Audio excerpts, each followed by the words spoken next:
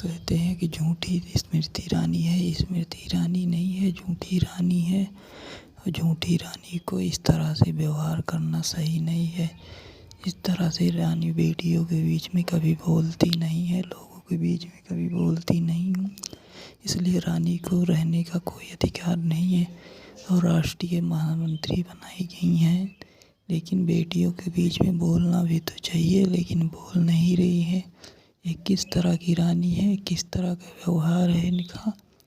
जिस तरह से रानी है स्मृति ईरानी कही जाती हैं, लेकिन किसी के बारे में ये बोलती नहीं है। इसलिए रानी नहीं, ये झूठी रानी है। और झूठी रानी को कभी किसी तरह का इंसाफ नहीं चाहिए, हमेशा विरोध चाहिए।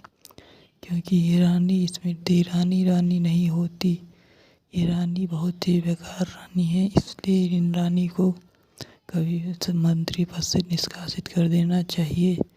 जैसे झूठा मंत्री होते हैं वैसे झूठी स्मृति ईरानी हैं।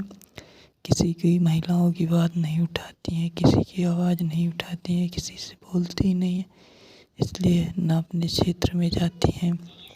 मणिपुर की घंस ये घटना हो गई, लेकिन उसके बारे में कभी नहीं बोला इन्होंने।